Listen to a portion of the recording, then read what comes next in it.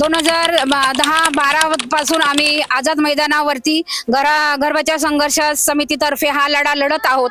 आज जवळजवळ 10 वर्ष झाले इथली जनता अक्षरशः पिळवटून निघालेली आहे.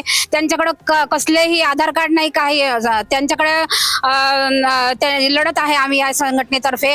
आता आमचा एवढा एकच विषय आहे की डीपी या आधीही टाकले गेलेले आहेत. हे प्रश्न या आधीचेही आहेत. आता पुन्हा नव विकासाच्या तर्फे त्यांनी पुन्हा हा डीपी जो टाकलेला आहे तो अत्यंत चुकीचा आहे असे लक्षात आल्यानंतर आता जो प्रश्न आमचे आमदार शंकरभाऊ जगताप यांनी त्यांना पत्र दिलेलं आहे, पण तेवढ्यावरच न थांबता हा विषय लक्षवेधीपर्यंत जाऊन त्यांनी स्वतः विधानसभेमध्ये जाऊन हा प्रश्न बोलला पाहिजे आणि इथल्या जनतेला तेव्हा आश्वासित तिथली जनता होईल की हो यांनी योग्य पद्धतीमध्ये आपलं काम चालू आहे.